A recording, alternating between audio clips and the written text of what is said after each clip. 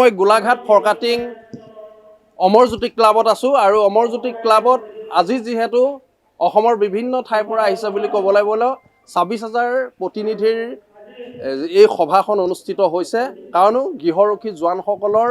যি ন্যায় প্ৰাপ্তি দাবী বিগত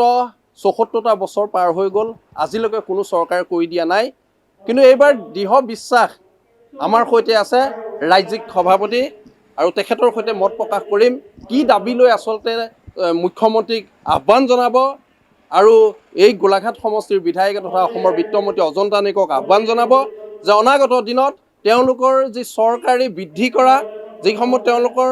৫৫ বছৰ আছিল ৬০ বছৰলৈ বৃদ্ধি কৰা আৰু তেওঁলোকৰ যিসমূহ পেঞ্চন বা তেওঁলোকৰ যিসমূহ দাবী যে তেওঁলোকৰ দুখীয়া পৰিয়ালটো যিটো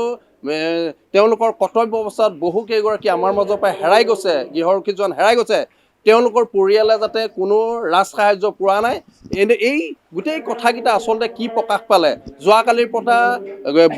অসমৰ বিভিন্ন ঠাইৰ প্ৰতিনিধিসকলে এই অংশগ্ৰহণ কৰিলে সভাত আৰু আজি মুকলি সভাত কেইবাগৰাকী বিশিষ্ট অতিথি আহি ইতিমধ্যে মুকলি সভা চলি আছে। আমি আপোনাৰ সৈতে পানী আবু নশ্বৰ ডাঙৰীয়া কি ক'ব যে বিগত সময়ছোৱাত ইতিমধ্যে পঞ্চায়ত নিৰ্বাচন সমাগত যে আপোনালোকে নিশ্চয় গম পাইছে দুটা পৰ্যায়ত পঞ্চায়ত নিৰ্বাচন হৈছে, তাৰ প্ৰাক মুহূৰ্তত অধিৱেশন গোলাঘাটত কি বাৰ্তা দিব অসম চৰকাৰ? হয়, নমস্কাৰ। আজিৰ এই গোলাঘাট জিলাৰ ফৰকাটিং অমৰজ্যোতি ক্লাবত গৃহৰক্ষী ৱেলফেয়াৰ এছ'চিয়েশ্যনৰ অসম ৰাজ্যিক সমিতিৰ প্ৰথমতম ৰাজ্যিক অধিৱেশন অনুষ্ঠিত কৰা হৈছিলে। আজিৰ এই ৰাজ্যিক অধিৱেশনস্থলীতে আমি এটা সংকল্প লৈছোঁ আৰু প্ৰতিখন জিলাৰ গৃহৰক্ষী জোৱানসকলৰ উপস্থিতিত আমি কেইবাটাও কাৰ্যসূচী সিদ্ধান্ত গ্ৰহণ কৰিছোঁ। আজি এই অধিৱেশনস্থলীৰ পৰা অসমৰ মাননীয় অতি জনপ্ৰিয় মুখ্যমন্ত্ৰী মহোদয়লৈ আৰু অসমৰ মাননীয় বিত্ত বিভাগৰ মন্ত্ৰী মহোদয়ক লগতে হোমগাৰ্ড বিভাগৰ মাননীয় মন্ত্ৰী ৰূপেশ গোৱালা মহোদয়লৈ আহ্বান জনাইছোঁ যে সমগ্ৰ অসমৰ ২৬,০০০ গৃহৰক্ষী জোৱানসকলৰ যি জ্বলন্ত সমস্যা, যি সমস্যা আমি বিগত দিনবোৰত আমি আবেদন নিবেদন জনাই আহিছিলোঁ, কিন্তু বিগত চৰকাৰবিলাকে আমাৰ যি সমস্যা এই সমস্যা কোনো ধৰণৰ আমি সঁহাৰি পোৱা নাই। যাৰ ফলত আজিৰ এই ৰাজ্যিক অধিৱেশনস্থলীৰ পৰা আপোনালোকলৈ বিনম্ৰতাৰে আমি আহ্বান জনাইছোঁ যে বৰ্তমান আমাৰ যি পঞ্চায়ত নিৰ্বাচন সমাপ্ত হৈছে, এই পঞ্চায়ত নিৰ্বাচনত আমাৰ সমগ্ৰ অসমৰ গৃহৰক্ষী জোৱানসকলে আপোনালোকলৈ বাট চাই আছে। আপোনালোকলৈ অনুৰোধ জনাইছে যে এই পঞ্চায়ত নিৰ্বাচন সুকলমে নিৰ্বাচন হোৱাৰ পিছতে আগন্তুক যি ২০২৬ চনৰ যে বিধানসভা নিৰ্বাচন অনুষ্ঠিত হ'ব, এই নিৰ্বাচনৰ আগমুহূৰ্তত আমাৰ অসমৰ গৃহৰক্ষী জোৱানসকলৰ যি চাকৰি নিয়মীকৰণ, এই নিয়মীকৰণ সময়ৰ অনুপযোগী আমাৰ চাকৰিটো নিয়মীকৰণ ব্যৱস্থা গ্ৰহণ কৰিব লাগে। ইয়াৰ উপৰি বৰ্তমান অসমৰ গৃহৰক্ষী জোৱানসকলৰ যি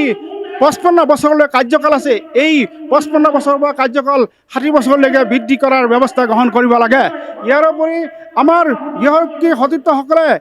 কৰ্তব্য অৱস্থাত তেখেতসকলৰ মৃত্যু হয় আৰু চৰকাৰৰ ফালৰ পৰা কোনো ধৰণৰ আৰ্থিক সঁহাৰি পোৱা নাই, যাৰ কাৰণে আমাৰ গৃহৰক্ষী পৰিয়ালবৰ্গৰ আৰ্থিক শোচনীয় অৱস্থা হয়। সেইকাৰণে মাননীয় মুখ্যমন্ত্ৰী আমাৰ অসমৰ মাননীয় বিত্ত বিভাগৰ মন্ত্ৰী মহোদয়ক কৰজোৰে অনুৰোধ জনাইছোঁ যে গৃহৰক্ষী জোৱানসকলৰ যি সমস্যা, এই সমস্যা অতি সোনকালে সমাধান কৰিব আৰু লগতে যি কৰ্তব্য অৱস্থাত আমাৰ গৃহৰক্ষী জোৱানসকলৰ মৃত্যু হয় তেওঁলোকৰ সংস্থাপন দিয়াৰ ব্যৱস্থা গ্ৰহণ কৰিব লাগে। ইয়াৰ উপৰি তেওঁলোকৰ আৰ্থিকভাৱে সাহায্য দিয়াৰ ব্যৱস্থা গ্ৰহণ কৰিব লাগে। ইয়াৰ উপৰি বৰ্তমানৰ গৃহৰক্ষী জোৱানসকলৰ যি অনলাইন ছফ্টৱেৰ, অনলাইন প্ৰক্ৰিয়াৰ মাধ্যমত গৃহৰক্ষী জোৱানসকলৰ নিযুক্তি প্ৰদান কৰিছে, এই প্ৰক্ৰিয়াটো অতি বিসংগতি সৃষ্টি হৈছে, যাৰ ফলত আমাৰ গৃহৰক্ষী সতীৰ্থসকলে ১ বছৰৰ পৰা ২ বছৰ পৰ্যন্ত কৰ্তব্যৰ পৰা বঞ্চিত হয়, যাৰ ফলত তেওঁলোকৰ আৰ্থিক অৱস্থা একেবাৰে শোচনীয় হৈ পৰে। এই অনলাইন প্ৰক্ৰিয়াটো অতি সোনকালে সমস্যা দূৰ কৰিব লাগে। মাননীয় মুখ্যমন্ত্ৰী অসমৰ মাননীয় DGP মহোদয় লগতে হোমগাৰ্ড বিভাগৰ DG মহোদয়ক আলোচনা মৰ্মে যি বৰ্তমানৰ গৃহৰক্ষী ছফ্টৱেৰ অনলাইন প্ৰক্ৰিয়া অতি সোনকালে এই সমস্যাটো নাইকিয়া কৰাৰ ব্যৱস্থা গ্ৰহণ কৰিব লাগে। আৰু ইয়াৰ উপৰি আমি অনুৰোধ জনাইছোঁ মাননীয় অতি জনপ্ৰিয় মুখ্যমন্ত্ৰী, আপুনি অসমখনৰ অতি আৰ্থিকভাৱে গতিশীল বৰ্তমান আৰ্থিক উন্নয়ন দিশত আগবাঢ়িছে আমি আশাৰে বাট চাই আছোঁ গৃহৰক্ষী পৰিয়ালবৰ্গই যে আগন্তুক 2026 চনৰ নিৰ্বাচনৰ আগ পৰ্যন্ত আমাৰ গৃহৰক্ষী জনসকলৰ চাকৰি নিয়মীকৰণ কৰি আমাৰ এই সমস্যাটো নাইকিয়া কৰিব আমি তাৰে আপোনালৈ বিনম্ৰতে প্ৰাৰ্থনা জনাইছোঁ আশা ৰাখিছোঁ আমাৰ গৃহৰক্ষী ৱেলফেয়াৰ এছ'চিয়েশ্যনৰ নেতৃত্বৰ লগত আলোচনা কৰি আমাৰ যি সমস্যা এই সমস্যা অতি সোনকালে দূৰ কৰিব ধন্যবাদ এয়া আছিল ৱেলফেয়াৰ ছ'চাইটিৰ কেন্দ্ৰীয় সমিতিৰ সভাপতি সম্পাদক কেইবাগৰাকীও ইতিমধ্যে বিশিষ্ট অতিথি আহি ইয়াত উপস্থিত হৈছিল আৰু এটা কথাই ইয়াৰ প্ৰমাণ কৰিছে যে মুখ্যমন্ত্ৰী মহোদয়ক অনুৰোধ জনাইছে বিত্তমন্ত্ৰীক অনুৰোধ জনাইছে আৰু ৰূপেশ গোলাক অনুৰোধ জনাইছে যে অনাগত পঞ্চায়ত নিৰ্বাচনত তেওঁলোকৰ যি কৰ্ম এই কৰ্মৰ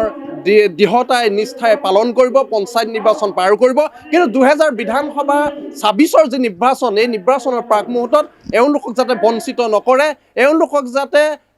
প্ৰলোভন নিদিয়ে তাৰ প্ৰতি লক্ষ্য ৰাখিছে আমিও আহ্বান জনাইছোঁ যে আপুনি এই গোটেই বিষয়টো এক আলোচনালৈ আনি এক